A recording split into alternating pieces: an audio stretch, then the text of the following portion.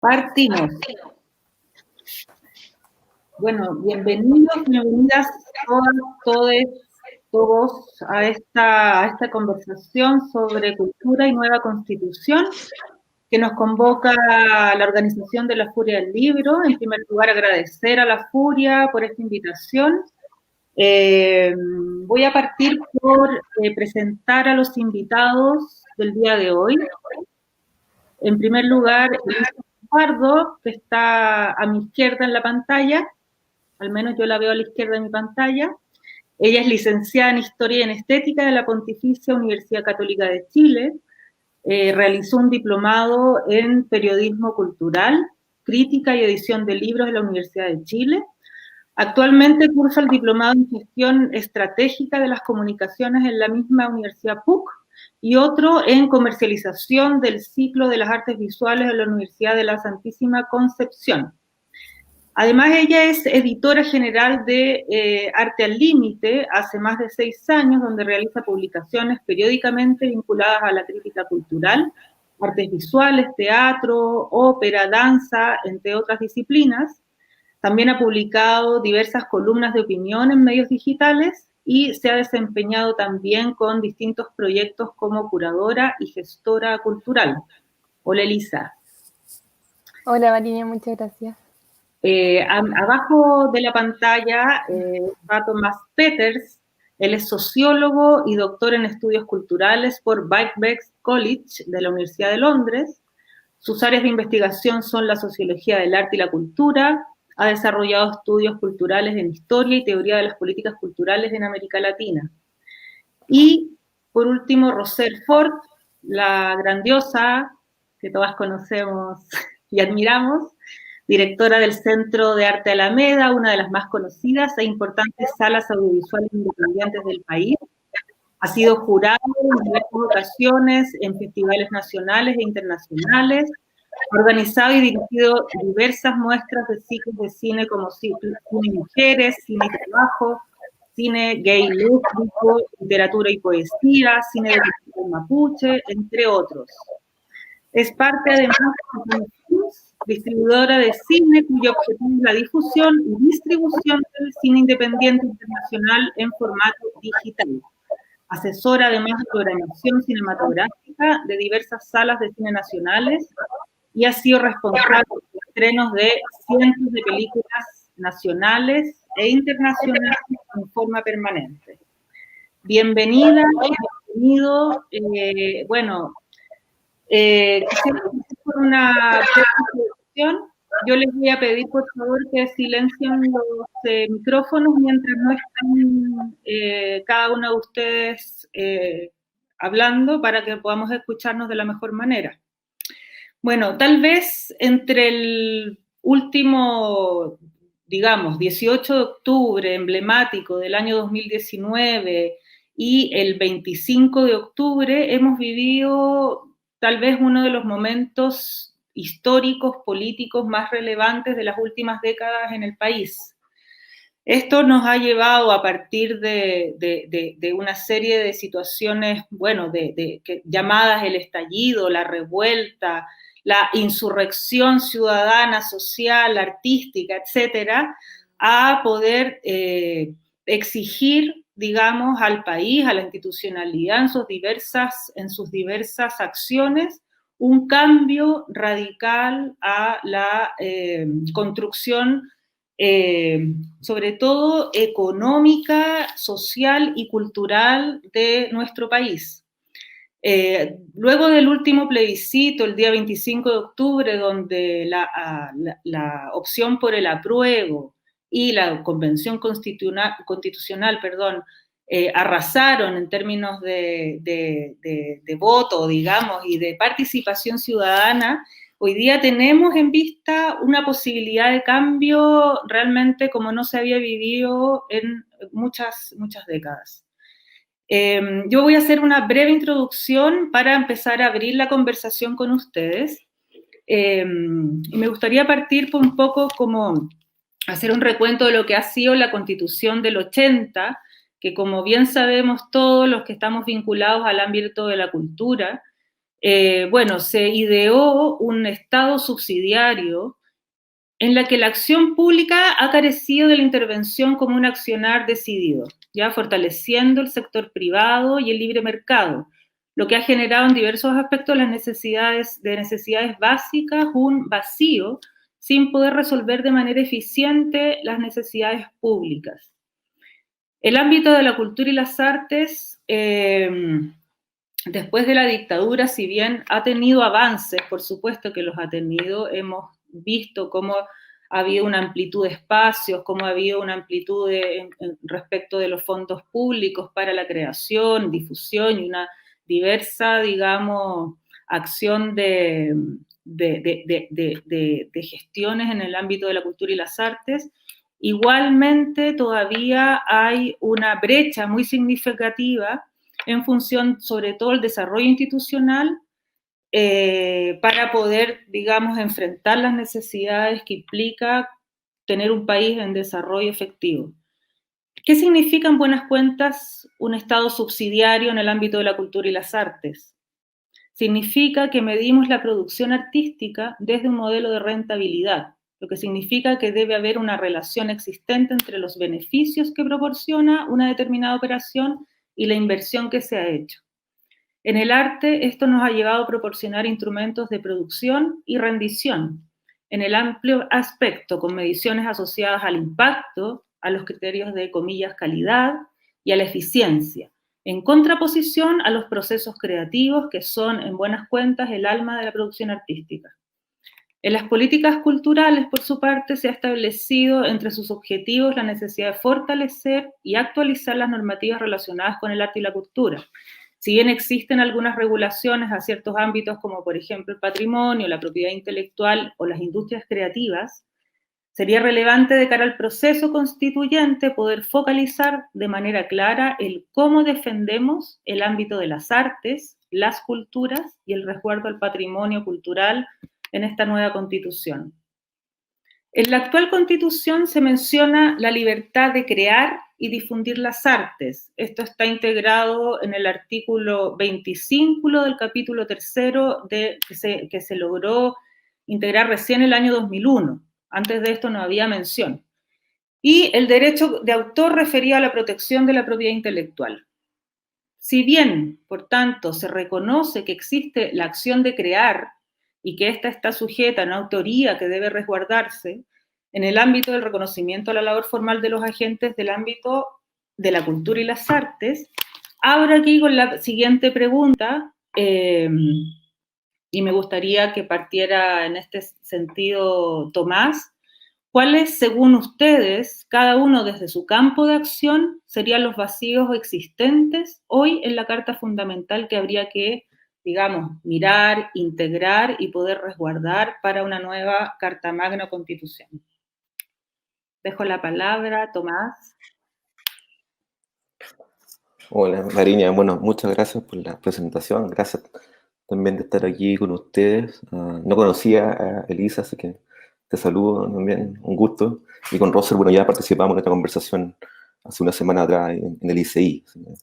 Nuevamente, estar con ustedes para mí es súper importante porque son agentes que están insertas e inscritas en el mundo del arte y la cultura y que tienen un rol muy importante en discutir estos fenómenos. Yo soy un investigador, ¿sí? Y en eso, a tu pregunta que hace Mariña, es una pregunta que yo siempre digo, un poco esta fórmula, pero que yo creo que es importante, y es que es una pregunta hoy en día inevitable de hacer. ¿Cómo la Carta Magna que tenemos actualmente se puede, entre comillas, transformar radicalmente para tener un escenario futuro que nos permita concebir el concepto de desarrollo cultural bajo un criterio que todos nosotros consensuemos, ¿no? Y que logremos establecer un principio común de cómo nos gustaría poder fijar un camino de lo que se conocen como los derechos culturales, o más específicamente, yo creo que ahí va un poco la respuesta que yo voy, a cómo el vacío que existe sobre el derecho el acceso a la cultura se transformaría, creo, en una dimensión específica de discutir al interior de la Constitución actual, ¿no? Pero cuando uno dice esto, ¿no?, inmediatamente se produce una suerte de como discusión, ¿no?, que eso es muy reduccionista y que es un elemento muy poco como sólido y denso con la complejidad que significa el concepto de cultura y lo que eso significa, ¿no? Hay muchos registros dentro del problema de la Constitución de cómo la cultura podría ingresar y cómo podría instalarse como una situación más elaborada. Y participamos junto con Roser en una conversación pasada donde estuvo el Icura, ¿no? ¿Te acuerdas, Roser? Que estuvo ahí diciendo y dijo algo que era súper importante y yo quiero destacar, ¿no? Y que está en relación, con Marina, con tu pregunta, ¿no? No es que me vaya así a un camino a otro lado, ¿no? Él decía que, mira, uno de los derechos culturales más importantes que debería defenderse en una carta magna como la que estamos imaginando es el derecho al agua, ¿no? Y uno decía como, pero nosotros en cultura, ¿cómo que tiene que ver el agua, ¿no? Y sabemos de que cuando éramos estudiantes de historia, en la básica, nos decían que la primera civilización se generó al lado del río Nilo, ¿no? Y tú dices, efectivamente, ¿no? El agua es un elemento que deberíamos mantener, ¿sabes?, como un bien común total para construir una vida social. Y eso significa entonces reforzar el primer gran derecho cultural que no está establecido claramente en nuestra Constitución, que es el derecho a participar en la vida cultural, ¿no?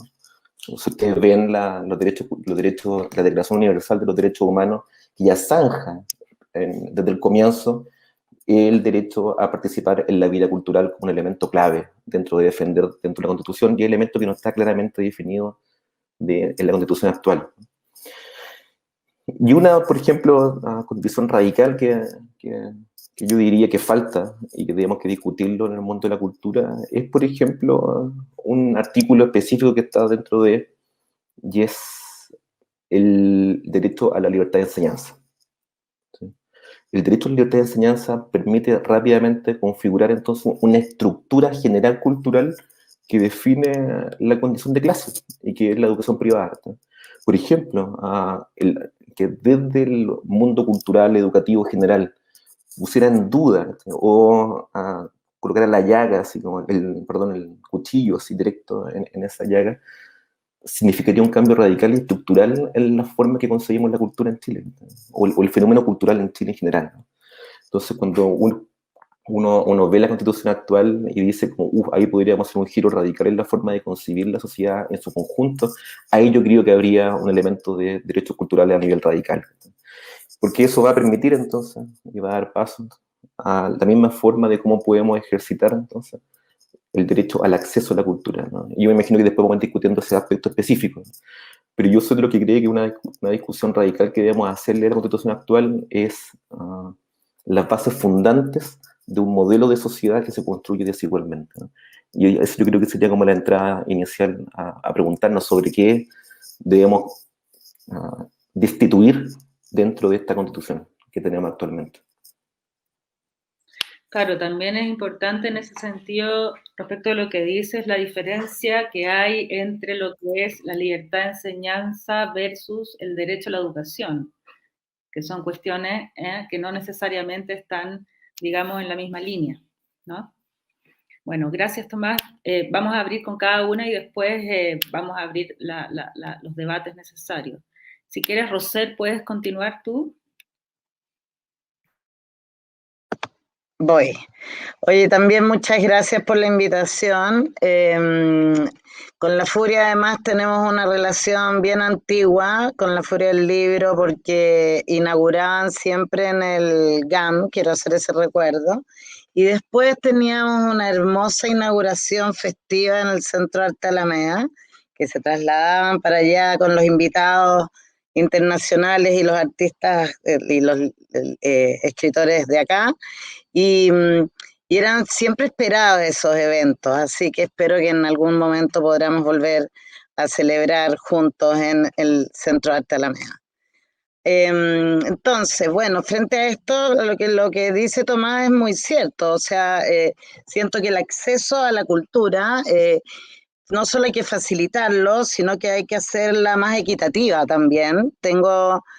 Yo soy muy no, como que no sé mucho la Carta Magna, pero entiendo que todos circulamos en relación a esta Constitución y nuestras vidas dependen de todos estos desarrollos. En la educación misma hay una brecha muy gigantesca que necesariamente se tiene que definir a través de esta nueva constitución, no solo el acceso, sino que la igualdad. O sea, yo creo que para ser un país que nos consideremos desarrollado, porque esto que nos han inculcado, que éramos un país en vías de desarrollo, bueno, después del 18 de octubre quedó súper claro que había muchas necesidades y que no éramos un país en vías de desarrollo ni medianamente cercano, sino que había una presentación de un país como que tenía todo este éxito a través de este neoliberalismo que nos vendieron. Entonces, en la educación, yo soy profesora y me tocó hacer clases, tuve clases en colegios privados, pero me tocó hacer siempre también actividades con los colegios públicos y por supuesto las prácticas. Y desde ahí uno queda súper impresionado con la diferencia que existía desde el financiamiento que existe, desde el acceso y las oportunidades con la educación. Siento que es fundamental y en lo que también señalaste en relación a lo que decía el ICURA, para también uno sentir que el derecho del agua, que es un tema que es mucho más general, los niños y los jóvenes tienen que estar encontrados con estos temas desde muy chicos. Tiene que haber una sensibilización como con el implemento en la educación física, que es cuando trabajáis con la pelota o que tenéis que tenerlo ya incorporado.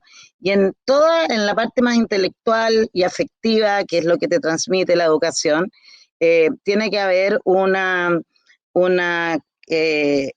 motivación desde muy chicos y un acceso a la información y con igualdad, porque si no tienes ahí a los colegios privados que tienen muchos más recursos y que logran probablemente llegar a ciertos temas y a enterarse, y los chicos de colegios públicos y con una realidad diferente se encuentran frente a estímulos y a propuestas que realmente no te dan un crecimiento. Entonces, no sé, tenemos la televisión abierta que no te ofrece prácticamente nada y que es la relación que mucha gente tiene permanentemente frente a algunas propuestas de contenidos que realmente no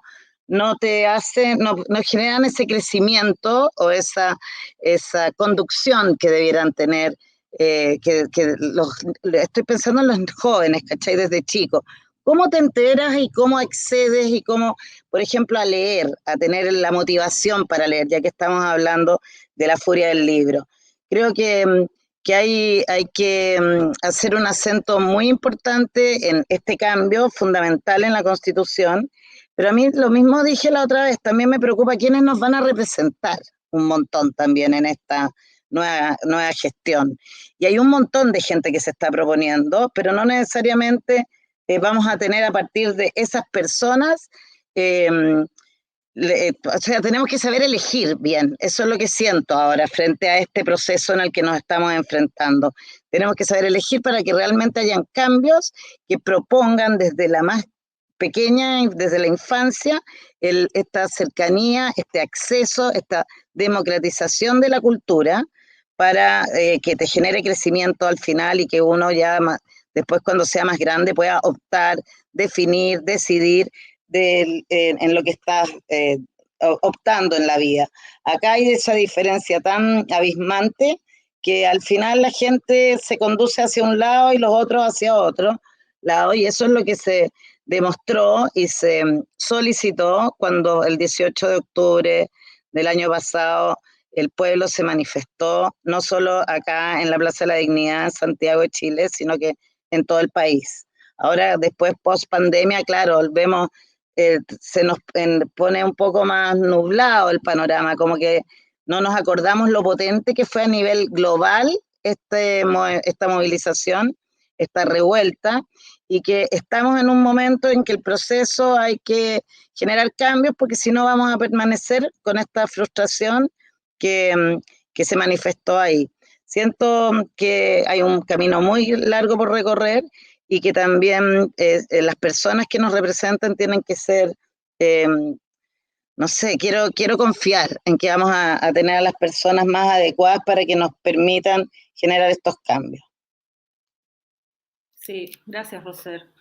De todos modos, o sea, hay una cuestión que tiene que ver con justamente la crisis de representatividad que existe hoy día y la posibilidad de que algunas personas, que no son muchas, son 155, puedan justamente representar las ideas que a nivel de sociedad, las brechas que sabemos existen. O sea, Tomás mencionaba el tema del agua como un elemento fundamental del derecho básico, y que debe ser de acceso público, digamos, como una cuestión ya que a esta altura se convierte en algo elemental. Sin embargo, en Chile todavía no lo es, ¿no? Pero bueno, siguiendo un poco, yo creo que hay muchos temas muy coincidentes, efectivamente, como ese es tal vez uno de los primordiales, el tema de la educación, etcétera. Y ahí, Elisa, bueno, para continuar con los puntos de vista, abrirte a ti la conversación. Sí, bueno, gracias, Variña. Qué bueno y qué interesante escucharlos, igual a Roser y a Tomás. Sobre todo como, porque es súper importante, sería súper bueno saber cómo, bajo qué concepto y de qué manera vamos a entender lo que es cultura cuando, no solo cuando hacemos estas discusiones, sino cuando hablamos de cómo incluirla en la próxima constitución o de qué carece la próxima constitución respecto a la cultura, porque evidentemente la cultura puede ser todo. Evidentemente está en todo lo que somos y en todo lo que hacemos. Todos nuestros actos tienen que ver con el sistema cultural en el que estamos insertos y en el que estamos viviendo. Por tanto, efectivamente, el derecho al agua, así como la educación y la forma en que se ejerce la educación, parecen ser fundamentales. Sin embargo, como acotando un poco más el tema a nuestro rubro, creo que, bueno, dado que dentro de la cultura está la multiculturalidad, creo que es algo que realmente debería incluirse, que debería ser parte de la Constitución y establecerlo para facilitar todos los procesos que tengan que ver con la multiculturalidad. Todo lo que tenga que ver con el reconocimiento, todo lo que tenga que ver con la manera en que esta multiculturalidad puede subsistir a futuro. Por otro lado, también creo que debería haber un artículo exclusivo que hable sobre el tema cultural, donde se pueda favorecer un poco también la difusión. No solamente el acceso, me gustaría saber un poco más o sea, me gustaría como que abordaran un poco más el tema del acceso, porque eso es algo que yo me he preguntado harto últimamente. He escuchado a personas que dicen que se debería garantizar el acceso a la cultura, pero no me queda bien claro a qué se refieren cuando hablan del acceso. Yo sí creo que el tema de la difusión debería agregarse porque ya está el tema de la creación individual, también el tema de la dimensión social que tiene la cultura. Eso me parece que está muy ausente en este momento. Lamentablemente la constitución que tenemos deja todas las aristas abiertas, como que la cultura entra por el tema del derecho a los derechos de autor y va de la mano de la educación, pero evidentemente un artículo propio sería algo bastante bueno. Tomás, si me cuentas un poco más del acceso, te lo agradezco. Pero creo que esos son como los elementos que yo considero fundamentales. El de la multiculturalidad, favorecer un poco más el tema de la difusión para ver qué rol podría cumplir el Estado ahí y evidentemente la dimensión social como base. Porque en realidad, si me preguntas, mi duda con la próxima constitución, más allá de lo que incluye sobre la cultura, también es qué mecanismos vamos a tener o qué mecanismos se van a poder formular después de la constitución a nivel legislativo para realmente favorecer el desarrollo de las artes. O sea, la constitución va a tener como, cuando se discuta cultura en la constitución va a ser después de haber discutido muchos temas en la constitución. De eso tenemos que ser súper conscientes. Ya se va a haber resuelto el tema de si es garante o no, de la subsidiariedad, si es que es proveedor o no. O sea, como que nosotros vamos a estar en la parte chica de la discusión. Entonces la discusión y el trabajo que yo creo que tenemos que hacer es qué va a pasar después. ¿Qué mecanismos se van a pedir? ¿De qué manera vamos a hacer que se elimine ese sistema de fondos concursables que nos tiene a todos agotados y que este año fue tan como complejo de trabajar producto de las limitantes que establecía? ¿O de qué manera se va a poder presionar al ministerio, nosotros como parte de la sociedad civil, para que realmente ejerza una labor que sea más de peso? La Constitución ojalá nos favorezca lo más posible, esperemos que así sea, pero nuestra participación yo creo que va mucho más fuerte por ahí. Antes de darle la palabra a Tomás, claro, o sea, me gustaría como decir que en el fondo hoy día la Constitución se fija en quienes emiten, digamos, contenidos, por así decirlo, ¿no? Pero no en quienes, no hay una relación, digamos, horizontal respecto de las sociedades o de la ciudadanía en términos de esa participación. Yo creo que inclusive yendo más allá y más allá del ámbito de la cultura propiamente tal, el tema del acceso, por ejemplo, hoy día con la pandemia, ha quedado demostrado que prácticamente o más del 40% del país no ha tenido acceso ni a educación, ni a programación cultural, ni a una serie de cuestiones activas de la vida en pandemia. Es decir, esta idea de que Chile estaba en el nivel de desarrollo de la tecnología con 4 o 5 celulares por casa es una falacia, eso no existe, o sea, los estudiantes han tenido muchos de ellos que bajarse de sus estudios, en comunas rurales o aisladas han tenido que dejar de participar de la vida activa de la sociedad, digamos, a propósito del aislamiento. Entonces, estamos en una situación, digamos, de mucha mitología inclusive, con este supuesto desarrollo. Y en ese sentido, claro, una constitución que establece fijar la mirada desde un lado y no del otro como un derecho, ya es preocupante. Ahí Tomás, Ya, súper. Mira, la pregunta de Elisa es la pregunta así como que es inevitable en este contexto, pero al mismo tiempo es un poco irresoluble, ¿eh? Porque la figura del derecho al acceso a la cultura está repleta de conceptos, dimensiones y elementos que entran a problematizar un poco la pregunta por el acceso, ¿no? Por ejemplo, en la historia de esta discusión ha estado presente la idea del acceso a la cultura, pero también está el derecho a la cultura, que es algo que es distinto a los derechos culturales, y algo que es distinto también a las figuras de cómo comprendemos el concepto de cultura como una forma de acceso a obras de arte o a cultura, a todas las formas de vida. Esa discusión, que me imagino que todos la tenemos aquí, ya más o menos la conocemos, es realmente el nombre de un problema en la toma de decisiones sobre la Constitución y cultura. Y se lo digo por una sencilla razón, ¿no? Porque cuando uno revisa a nivel histórico cómo se ha tematizado este problema, el punto así que de tope de toda la discusión es, bueno, ¿cómo vamos a definir cultura? ¿Sí? Y no solo eso, porque eso implica optar por una decisión conceptual, pero al mismo tiempo viene la segunda pregunta, que es, bueno, ¿cómo operacionalizamos esto? Es decir, ¿cómo hacemos que ese artículo que se ingrese en la Constitución sea jurídicamente plausible de ser defendido en la sociedad, o que sea efectivamente operativo en la vida cotidiana? Yo siempre uso el ejemplo del caso mexicano. En el caso en México, ellos incorporan el año 2009 y después el año 2011 se ratifica un capítulo dentro de la Constitución de ellas para asegurar el acceso a la cultura, ¿no?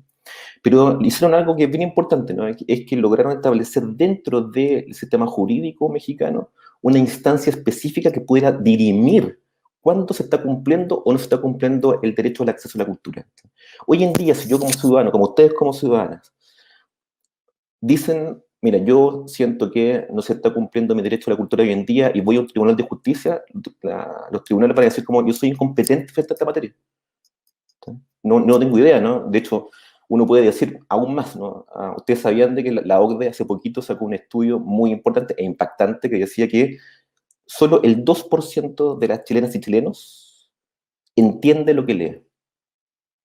Fíjense la cifra, güey. El 2% de nosotros que nos rodeamos aquí entiende lo que lee. ¿Sí?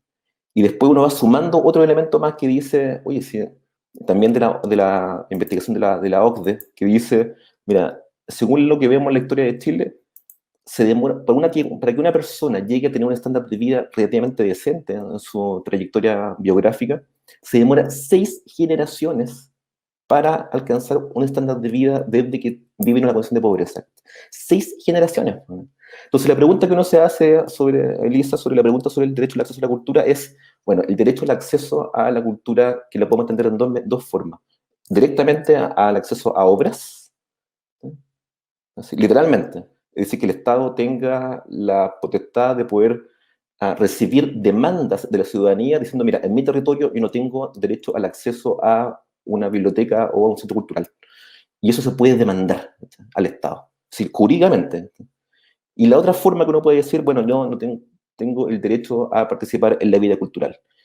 Yo soy lo que cree que en la Constitución deberían ir ambos aspectos. Yo he defendido esa camiseta de que el derecho al acceso a la cultura es un elemento que hay que defenderlo. Porque como tú bien dijiste, Elisa, y lo que yo he conversado con mis amigos abogados, es que la discusión sobre cómo se va a construir la convención constituyente y toda la discusión que se va a construir dentro de ella, va a ser muy difícil que entren temas complejos, entre comillas, dentro de este documento. De hecho, el escenario que se construye que va a ser una constitución muy breve. Son 9 meses para redactarla. Nosotros que trabajamos en el mundo de la escritura, en el mundo de la investigación, yo me demoro, para escribir 200 páginas me demoro 2 años, ¿cachai? Bueno, hay gente más rápido que otros, ¿no? Pero imagínense 150 personas discutiendo solo lo que acabo de decir anteriormente sobre la libertad de enseñanza. O sea, eso va a demorar un estándar de discusión a nivel nacional que va a consumir toda la gran parte del tema. ¿Cachai? Entonces yo, para discutir, yo soy partidario de que, por ejemplo, centros de arte como Centro Arte Alameda y en general los espacios culturales tradicionales, como se conoce hoy en día, se conforman, se constituyen, se definan como un elemento administrable de exigibilidad de derechos. Y eso yo creo que la Constitución sí lo puede hacer. Quiero acotar a lo que dice Tomás porque hay también el Ministerio de Cultura, de la Cultura, las Artes y el Patrimonio, cumple un rol fundamental en eso, en fortalecer a estos agentes, a estos espacios culturales que trabajan generando contenidos en distintos territorios. Quiero nombrar un proyecto que es el programa de las otras instituciones colaboradoras, que reúne, no sé cuál el número, pero es a nivel del país, deben ser 80 instituciones o más, que han podido tener financiamiento de este programa. Y de repente se ve como que hay una necesidad de recortar presupuesto y todas estas instituciones, estoy hablando del Ictus, del Circo del Mundo, voy a hablar de Santiago, el Circo del Mundo, el Aleph, el Teatro del Puente, espacios que han sido tradicionalmente espacios que son agentes culturales que ofertan acciones de cultura y que, claro, siempre sabemos que la cultura no es un gran negocio tampoco, salvo que exista un producto así como, no sé, quiero pensar en el Circo del Mundo, no, el Circo del Mundo, el de Soleil, que ese tiene financiamiento gigantesco y mucho con la empresa privada de la mano, pero en estas otras instituciones siempre ha sido difícil generar los recursos. Y ahora este proyecto, en vista de este recorte de recursos, entran en una dificultad, porque ya había un dinero que estaba asignado, que les daba tranquilidad para crear a estos espacios y por lo tanto para ofertar al entorno contenidos culturales. Y desde ahí vienen eso, o sea, para que también el público acceda, tenemos que tener espacios que estén fortalecidos para que puedan crear, desarrollar y entregar cultura sin el temor de desaparecer porque no existen de repente los ingresos. Imagínense ahora con la pandemia, que no hay público, porque no se puede, para poder pagar los gastos mínimos. Entonces creo que las políticas de Estado es súper importante también que desde esta constitución, esta nueva constitución, se genere esa presión de manera de no poder cambiar todo el tiempo también las cosas que ya existen y que han funcionado y que ya están proponiendo resultados, porque se debilita esta posibilidad de generar esta oferta cultural para que se enriquezca el público que accede, y el tema territorial es fundamental porque hay que llegar a todos lados también, o sea, no puede ser, hay que totalmente descentralizar, trabajar con los espacios que están entregando cultura a nivel nacional. Y eso es lo que de repente no existe, no hay esta red que funcione bien, no hay esta red fortalecida con proyección. Es importante que a partir del ministerio estas políticas culturales generen continuidad para que los espacios puedan entregar cultura y que el acceso sea permanente para el público. De todos modos, o sea, en un ministerio que lleva menos de 2 años de funcionamiento en términos oficiales, claro, o sea, y con el Consejo Nacional de la Cultura y las Artes que le antecede, en el fondo estamos en una institucionalidad tremendamente joven aún, con un montón de algunos, por supuesto, aciertos como el que menciona Roser y que yo creo que es una de las políticas tal vez más interesantes de poder generar recursos de manera más continua a espacios, pero sin embargo, tengo la sensación de que hay todavía, y no solo es la sensación, es la experiencia concreta de montones de agentes, artistas, creadores, creadoras e instituciones y organismos, de que hay todavía un déficit muy, muy profundo. Por supuesto que el año de la pandemia ha puesto esto, como todos los aspectos de la sociedad, en un lugar muy agudo, muy agudizado de la crisis, ¿no? Por lo que nos hemos enfrentado a una realidad bastante más concreta. Ahora, yo me gustaría como abrir un poco el sentido con respecto a lo que se mencionó sobre lo que es el concepto de cultura, porque ahí, como decía Elisa, está el tema de establecer el reconocimiento de una nación pluricultural, por ejemplo, que no solo da cuenta de una parrilla programática, por supuesto, sino del respeto a la cosmovisión, ¿no? De un pueblo o de determinados pueblos. También está, bueno, como decía Roser, el ámbito de los territorios, que se vincula, por supuesto, con lo que mencionaba Tomás del agua, del acceso, etcétera, pero hay algo que no hemos tocado, que tiene que ver con tal vez uno de los cambios culturales más importantes que nos abre esta Constitución, que ya es un hecho y tiene que ver con la paridad, con el hecho de la paridad. ¿Cómo abrimos, digamos, no solo a la participación de mujeres, sino al derecho ganado de que nosotras podamos ser ese 50% que propone una carta fundamental con cuestiones que además, o sea, eso también es cultura, ¿no? Es decir, cómo cambiamos este paradigma de lo que hemos venido conociendo en adelante. Ahí abro, no sé quién quiere playar. Sí, yo quería comentar algo. Mira, efectivamente esta Constitución tiene como lo bueno de la paridad de género y los escaños reservados para los pueblos originarios, que de verdad pueden hacer de la Constitución algo mucho más maravilloso de lo que a lo mejor estamos pensando, y de todas maneras a nivel cultural ya es como un tremendo avance. Si nos basamos en el concepto, o sea, si abarcamos cultura como más allá de las manifestaciones artísticas, sino a que realmente todo puede ser cultura, claro que la paridad y los escaños reservados ya son un avance cultural impresionante. O sea, muy pocas constituciones se han escrito como con pueblos originarios incluidos, y con paridad es la primera. Entonces, realmente somos unos afortunados.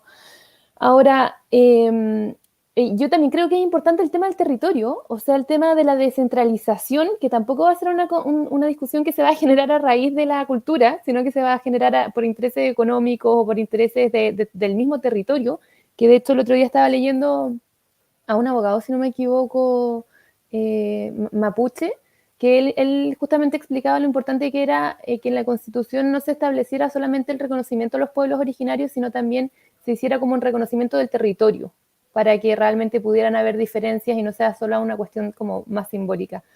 Entonces, el tema de la descentralización para la cultura también es súper importante. Si pensamos en cómo lo hace, por ejemplo, Alemania, a mí me cargan estos ejemplos como de países súper desarrollados que en realidad su figura cultural no tiene mucho que ver con nosotros, pero vamos a hacerlo igual en este caso. Una de las cosas que les ha permitido desarrollar, pero exponencialmente y de manera súper grande, todo el abanico cultural y de manifestaciones culturales que tienen, es justamente que hay una descentralización, son federales, y la cultura parte por las instituciones o sea, primarias, digamos, como los municipios.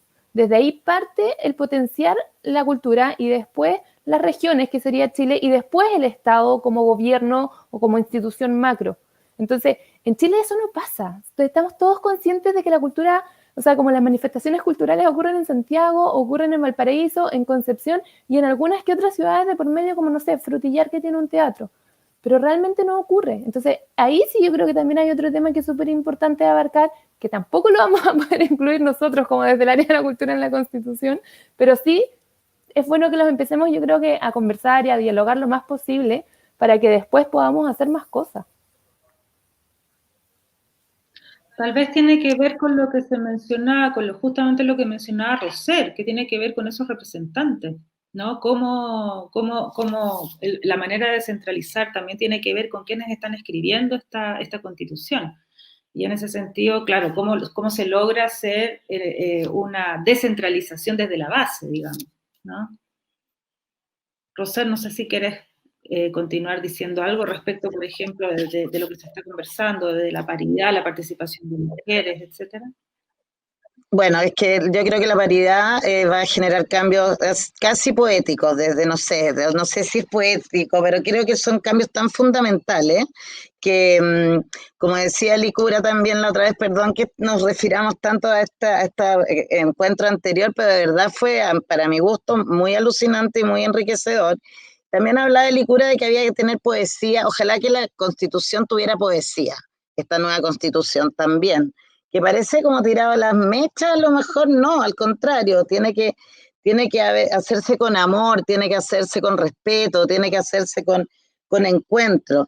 Y las mujeres siento que hemos logrado estamos en un momento tan de crecimiento, tan de participación, tan rápido, además que se ha producido esto, porque si pensamos en 10 o 15 años atrás, esto ha evolucionado muchísimo, nuestra presencia, nuestra clara participación en las definiciones y en cómo estamos enfrentando también desde no sé si desde la matria, otra forma de ver la cosa, desde mi perspectiva, la visión es menos guerrera, no sé si tampoco eso, menos peleadora, es más defendiendo los derechos básicos, que son lo que hace que podamos crecer desde el corazón. Siento que el lado de la participación de las mujeres ha hecho que hablemos de cosas distintas a lo que era antes, que era mucho más hablar de un tema más casi capitalista, no sé, como de los resultados, de la competencia, creo que hay el abanico que se abre frente a esta paridad de género y a esta también multiculturalidad, hace que se enriquezca muchísimo lo que se viene. Y por eso hay que ver cómo logramos realmente que se respete esta participación y estas decisiones que se van a ir tomando distinto a lo que ocurría hace un tiempo atrás, cuando en realidad era principalmente masculina las tomas de decisiones. Siento que van a haber cambios muy poderosos en las decisiones que se van tomando, y yo espero que desde la armonía y desde una visión ojalá también más poética de la mirada al futuro, porque en realidad todo esto que estamos haciendo es por las nuevas generaciones. O sea, yo tengo 62 años, siento que todo lo que se está definiendo ahora es para los que están partiendo, para los que van a ver el futuro de este país, que realmente se va a enriquecer con los años a partir de los cambios que vayamos produciendo. Entonces, a mí me tienen principalmente muy optimista estos cambios que se están produciendo, y me genera confianza de que al estar las mujeres detrás o esta paridad de género, van a haber decisiones más tomadas desde un perfil distinto a los que se están haciendo hasta ahora. Espero que el espíritu cambie mucho también de los resultados de lo que vayamos teniendo, que no sea solo un crecimiento económico lo que estemos esperando, sino que un crecimiento mucho más personal y afectivo. Sí, porque también si en el fondo hemos entendido la cultura en este estado subsidiario de producto que se rinde bajo ciertos criterios de impacto y otros, desde ese punto de vista tiendo a pensar que este cambio de paradigma, digamos, nos abre otro tipo de conceptos que hoy día se están revisando de manera muy, muy concreta, como por ejemplo lo que tiene que ver con el ámbito de los procesos en el campo creativo, como son el accionar desde los territorios, que ya no todo ocurre dentro de espacios formalizados, cerrados, institucionalizados, o sea, hay un montón de nuevas posibilidades que no son nuevas, son las de siempre, pero que hoy día se vuelven a revalorar, digamos, vuelven a tomar, digamos, una resignificación muy relevante en el campo de la cultura y las artes. Y en ese sentido, tú, Elisa, que mencionaste el tema de los fondos concursables, quisiera hacerte una pregunta como respecto de cómo crees tú que se puede instaurar una relación virtuosa respecto de esta lógica que ha existido versus la imposibilidad en la creación de afrontar, digamos, lo que es el ensayo y error como parte del aprendizaje creativo, como parte del aprendizaje de la creación, de la investigación, y en el fondo estamos hoy día enfrentando una manera de hacer que tiene que ver casi puramente con lo eficiente. ¿Cómo ves tú ese ámbito? Tengo una pregunta sobre tu pregunta, porque mi pregunta es, o sea, tu pregunta hace referencia como explícitamente a que uno tiene que entregar resultados en Fondar. Uno tiene que, o sea, y es como la llamada fondarización de la cultura y las artes que ha existido desde que se crearon en el año 93 y que fue de alguna manera la primera política pública post-dictadura, digamos. Mucho después se crea el Consejo de la Cultura, etcétera, etcétera. Entonces, fuera de lo que es el ámbito de patrimonio, que es otro tema, pero en términos de fomento, de cultura viva, artes vivas, en el fondo los fondos concursables son la primera y única herramienta tal vez que ha existido para poder generar creación eficiente en el sentido de que se entregan fondos con una mirada pluralista. Cuando se abre un concurso está desde la base de que todos pueden participar. Sabemos que eso no necesariamente es así. Ese todos o todas a veces tiene niveles, variables, etcétera. Lo mismo que hablábamos anteriormente sobre las brechas. Pero en esta lógica de concurso hay algo que se obvia, que tiene que ver con los procesos de la creación, ¿no? Que da cuenta del proceso del aprendizaje, del ensayo y error. No solo en la creación, en la investigación también. Tomás, creo que está en ese sentido como de que hay un campo abierto, que los fondos concursables no necesariamente son eficientes para eso, ¿me entiendes? Mira, en cortas palabras, porque nos quedan 5 minutos, sí, yo creo que los fondos concursables entraron a resolver una problemática del momento y creo que ya se ha conversado bastante lo viciados que pueden estar. No es la única forma en la que se pueden financiar proyectos, que la verdad el sector privado igual puede financiar proyectos a través de la ley de patrimonio, para eso está, a quizás generar nuevas formas. O sea, mira, la pregunta da como para tesis de magíster, de doctorado o de postdoctorado, porque en el fondo, ¿cómo resolvemos el financiamiento de las artes sin que sea solamente responsabilidad estatal o sin que sea solamente responsabilidad de privados y que además permita y acepte la libertad de expresión de manera real y concreta?